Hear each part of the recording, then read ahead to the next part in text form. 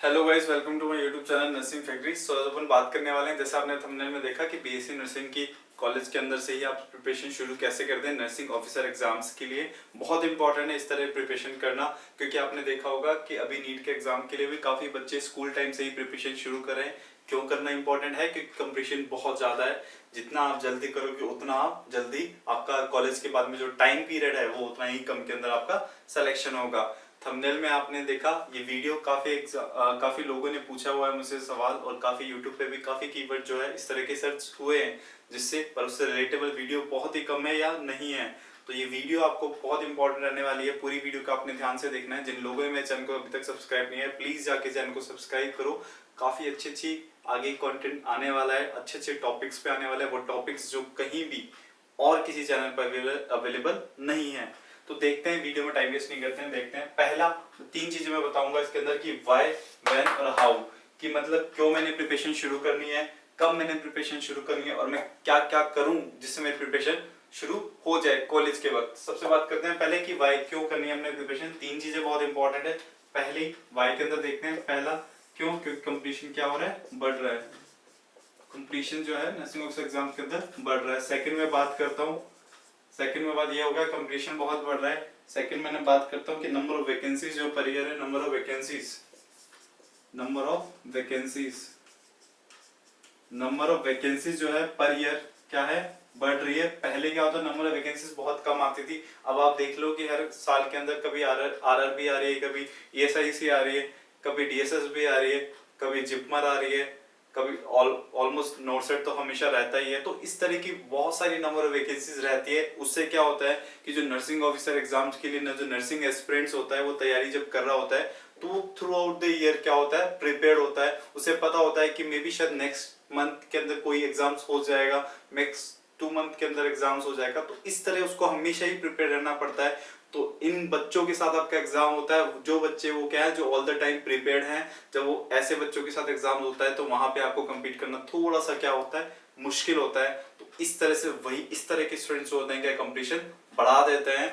इसलिए क्या होगा, आपका प्रिपरेशन करना कॉलेज के अंदर ही क्या है, बहुत इंपॉर्टेंट रोल प्ले करेगा। सेकंड मैंने बात बताई, कंपटीशन हो गया। सेकंड बात बताई, number of vacancies per year बढ़ रहे हैं।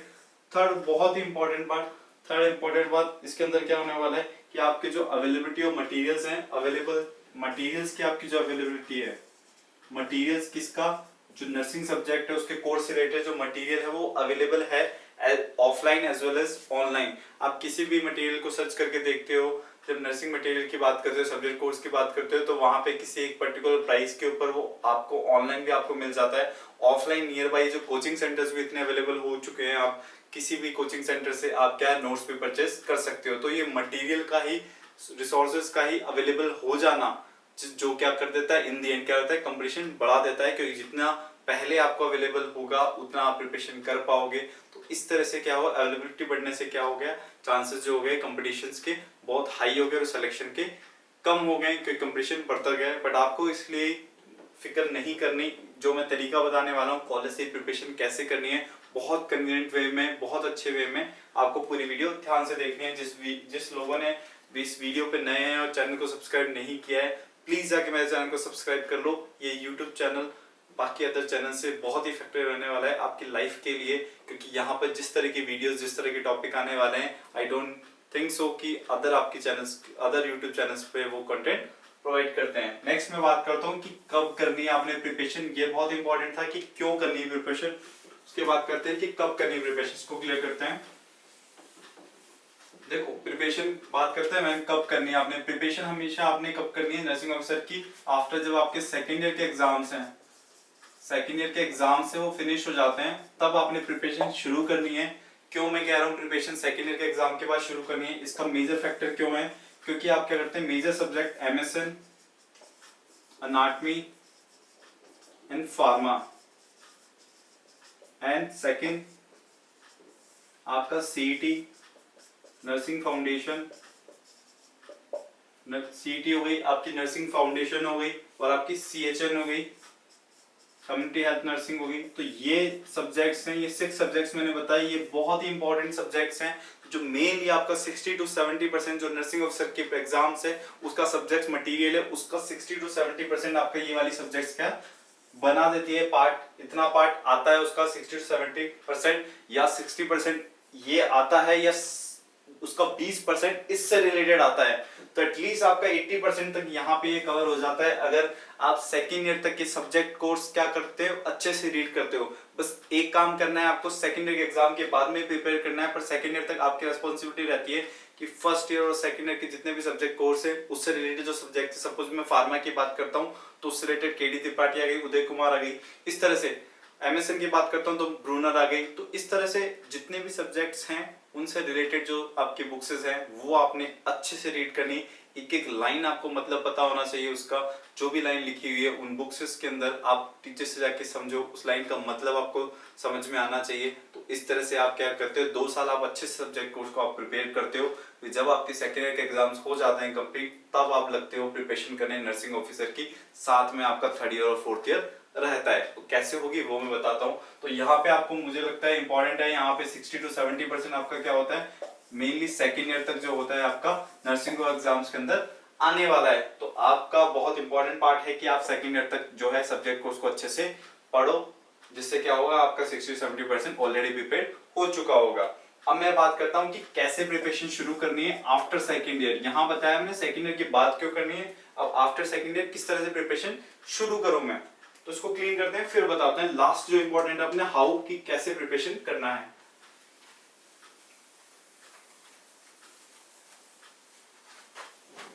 देखो अब देख रहे हैं अपन हाउ कैसे आपने प्रिपरेशन शुरू करना है। देखो प्रिपरेशन शुरू करने के लिए सबसे पहले आपने क्या करना है, दिन के आपने 3 आवर जस्ट प्रिपरेशन को देने। 3 आवर प्रिपरेशन में कॉलेज लाइफ बहुत इंपॉर्टेंट होती है, कॉलेज लाइफ आपके लिए आगे की लाइफ के लिए भी, और वहां पे जब इंजॉयमेंट होता है वहां पे फन होता है वो भी आपको इंपॉर्टेंट है, वो भी मैं आपसे नहीं छीन रहा। इसीलिए मैं कहता हूँ कि केवल 3 आवर आपने देना है, कंसिस्टेंट रहना है, आफ्टर सेकेंड ईयर आपने कंसिस्टेंट रहना है। 3 आवर को मैं 2 पार्ट के अंदर डिवाइड करता हूँ। 3 आवर को एक देता हूँ मैं 2 आवर, एक देता हूँ 1 hour in the morning. Morning time इसलिए मैं दे रहा हूँ 1 आवर क्योंकि मॉर्निंग के अंदर पढ़ा गया कभी भी भूलते नहीं हुआ, मॉर्निंग में जो पढ़ा होता है वो फ्रेश होता है, वहां पे आपकी रीजनिंग होती है वो बहुत अच्छी हो जाती है। इसलिए आप 2 आवर में देता हूँ आपको नाइट को और 1 आवर देता हूँ मैं मॉर्निंग को।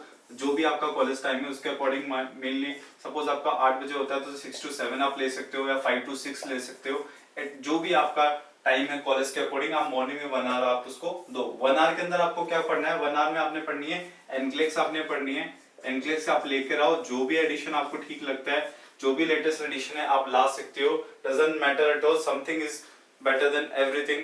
तो वैसा है something is better than nothing, sorry something is better than nothing, तो कुछ लाओ तो बढ़िया रहेगा, ना कि ये सोचते रहो हमेशा कि कौन सा एडिशन लाऊं।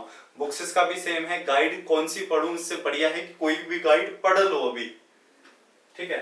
तो 1 आवर आप देते हो एनक्लेस को, एनक्लेस के अंदर आप थ्योरी पार्ट करते हो, बस केवल एनक्लेस में थ्योरी पार्ट के अंदर सबसे मैं शुरू करूंगा, सबसे पहले एमएसएस से शुरू करता हूँ, उसके बाद जाता हूँ ओबीजी पे जाता हूँ, फिर नेक्स्ट जाता हूँ पीडिया पे जाते हो, या एमएसएन के बाद पीडिया फिर ओबीजी, इस तरह से आप प्रिपेयर करते हो। जब आप ये 3 प्रिपेयर कर लेते हो तो उसके बाद जो एनक्लेस का है पार्ट उसके अंदर आप पढ़ते हो फार्मा पढ़ते हो उसके अंदर, उसके बाद पीडिया पढ़ते हो आप उसके अंदर, तो इस तरह से आप चलते हो और बाकी जो फर्दर बची है सब्जेक्ट्स वो पढ़ते हो आप। पर शुरुआत आपने करनी है एमएसएन शुरुआत करनी है, आपका जो 1 आवर है मॉर्निंग का किसको देना है, एमएसएन शुरुआत करनी है, धीरे धीरे कंप्लीट होता जाए तो OBG then paedia then pharma and paedia हो गई, pharma and then psychiatry.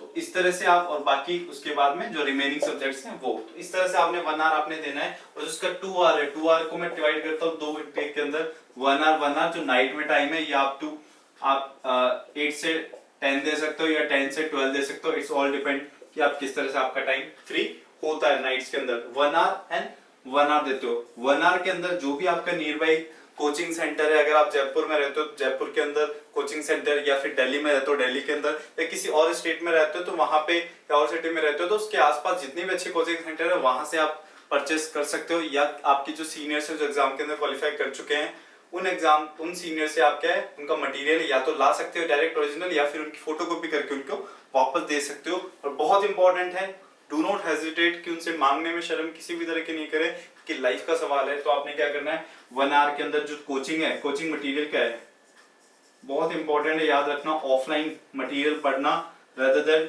Online से, बहुत इंपॉर्टेंट। तो कोचिंग मटेरियल जो है आपने 1 आवर के अंदर ये आपने प्रिपेयर करना है। इसको आपने पढ़ना है 1 आवर नाइट का, और जो रिमेनिंग 1 आवर है उसके अंदर आपने गाइड पढ़नी है। शुरुआत करनी है आपने पीआर यादव से, उसके बाद चलना है आपने नर्सिंग टुडे या फिर कोई एनी अदर जाई, मे बी शायद मॉस्बी, लिपिनकॉट। तो इस तरह से आपने ऐसी सब्जेक्ट यहाँ पे इस तरह की गाइड चूज करनी है आपको, जो 1 आवर नाइट का इस तरह की गाइड चूज करनी है जिसके अंदर रैशनल्स भी हो, ऐसी गाइड चूज करनी है आपने। जिससे क्या रहेगा कि आप अगर इस तरह की गाइड चूज करते हो जिसके अंदर केवल क्वेश्चन है, तो वहां पे जो रैशनल्स होता है वो आप मिस कर देते हो, और केवल क्वेश्चन पढ़ने का मतलब होता है कि ऑलमोस्ट कि उसको आप रट रहे हो। रैशनल जब पढ़ते हो तो हो सकता है मे बी शायद सेकंड ईयर तक का सब्जेक्ट आ जाए उसके अंदर, मे बी शायद सेकंड ईयर के बाद के थर्ड ईयर और फोर्थ ईयर की भी चीजें उसके अंदर इंक्लूड हो। तो जब आप थर्ड ईयर और फोर्थ ईयर के अंदर रहते हो, शुरुआत करते हो थर्ड ईयर फोर्थ ईयर, तब आप रिलेट कर पाओगे कि हाँ यार थर्ड ईयर के अंदर पीडिया का मेरे कुछ आ रहा है, साइकेट्री का मेरे कुछ आ रहा है, तो इस तरह से, या ओबीजी गायनी का मेरे कुछ आ रहा है, तो इस तरह से आप क्या हो रेलेवेंट रह सकते हो। तो इसलिए मैं बोलूंगा कि पीआर से शुरू करो, बाकी आपकी इच्छा है नर्सिंग टुडे, मॉस्बी, लिपिनकोट, प्रीति अग्रवाल, A1, तो इस तरह की बुक्स जो भी आपको पर्सनल जो पसंद हो, पर उसके अंदर मैं रिकमेंड करूंगा कि रैशनल बहुत इंपॉर्टेंट है, रैशनल होना बहुत इंपॉर्टेंट है। जब आप रैशनल के साथ में सवाल करना सीख जाओगे तो आपका सिलेक्शन कोई नहीं रोक सकता। तो इस तरह से आपको 3 आवर आपने प्रिपेयर करना है कॉलेज के साथ में। तो मुझे लगता है ये आपके लिए कंसिस्टेंट हो 3 आवर, जितना भी आपने घूमना है, जितना भी एंजॉय करना है कॉलेज के अंदर, ठीक है वो सब, पर 3 आवर बहुत इंपॉर्टेंट है। मैंने जो फॉलो किया था, मैं 3 आवर तो नहीं कर पाया था, पर 1 से 2 आवर मैं कंसिस्टेंट रहा था, जिसके कारण ही जो एग्जाम्स के अंदर जल्दी सिलेक्शन हो पाया आफ्टर कॉलेज। मैं पूरी जो मेरी जर्नी है उसको भी मैं एक वीडियो के अंदर समझाऊंगा किस तरह से कैसे क्या हुआ, बट स्टिल मैं ट्रस्ट ऑन मी, इस तरह से आप करोगे तो आपका सिलेक्शन होने वाला है। मैं बताता हूँ आप क्यों ये सब करके सिलेक्शन हो जाएगा आपका, इन सब करने से फायदा क्या है आपका।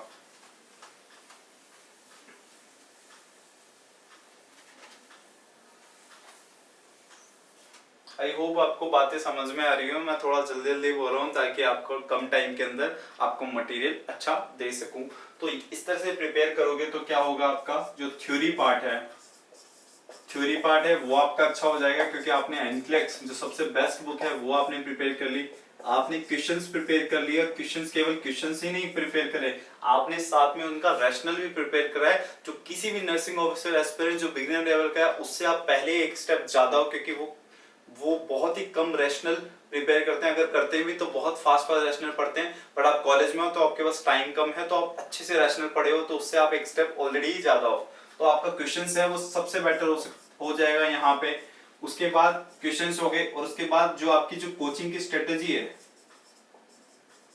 कोचिंग नोट्स से जो आपकी स्ट्रेटेजी होगी, कोचिंग नोट्स इसलिए इंपॉर्टेंट है कि किस सब्जेक्ट को कितना पार्ट देते हैं और किस तरह से क्वेश्चंस पूछे जाते हैं, वो कोचिंग के नोट्स ही बता पाते हैं आपको, क्योंकि वो लेटेस्ट ट्रेंड जो फॉलो करते हैं इस तरह से। तो ये 3 चीजें आपकी अच्छे से प्रिपेयर हो जाएगी by the end of your 4th year.